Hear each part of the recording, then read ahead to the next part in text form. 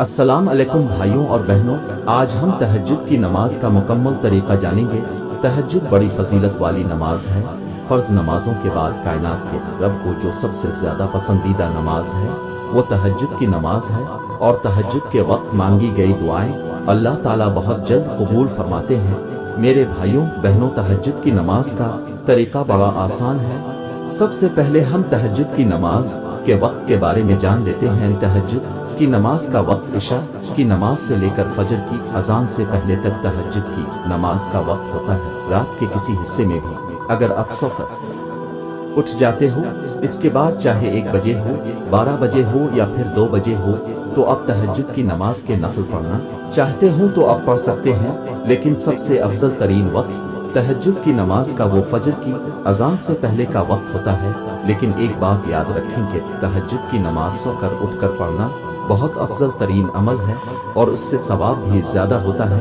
لیکن اگر کوئی شخص رات کو جاگ رہا ہے اور وہ یہ سمجھتا ہے کہ اگر وہ سو گیا، تہجد کے وقت میں نہیں اٹھ سکوں گا، فجر کے وقت اٹھوں گا تو اس وقت میں لیٹ ہو جاؤں گا، تو رات کو سونے سے پہلے تہجد کے نفل پڑھ سکتا ہے، تو یہ تو تہجد کی نماز کا وقت جو عشاء کی نماز کے فوراً بعد شروع ہو جاتا ہے اور فجر کی اذان سے پہلے تک رہتا ہے، اور رات کے کسی پہر بھی آپ نماز پڑھ سکتے ہیں۔ سو کر اٹھ کر پڑھیں گے تو زیادہ ثواب ہوگا، اور اگر سوئے نہیں تو پھر بھی آپ کسی وقت بھی پڑھ سکتے ہیں۔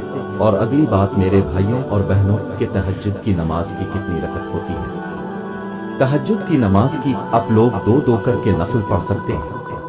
آپ لوگ جتنے نفل پڑھ سکتے ہیں آپ لوگ پڑھ لیں۔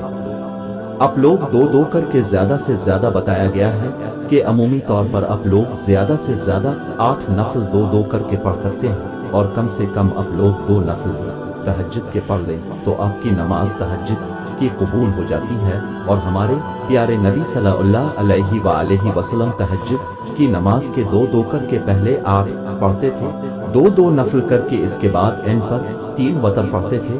لیکن آپ لوگ 2 کر کے 8 پڑھ سکتے ہیں۔ رکعت جتنی آپ لوگ پڑھ سکتے ہیں آپ پڑھ دیں، اور کم سے کم آپ لوگ 2 نفل بھی پڑھ لیں تو آپ کی تہجد کی نماز قبول ہو جائے گی۔ ناظرین کرام، تہجد کی نماز ضرور ادا کیا کریں، تہجد گزار بن جائیں۔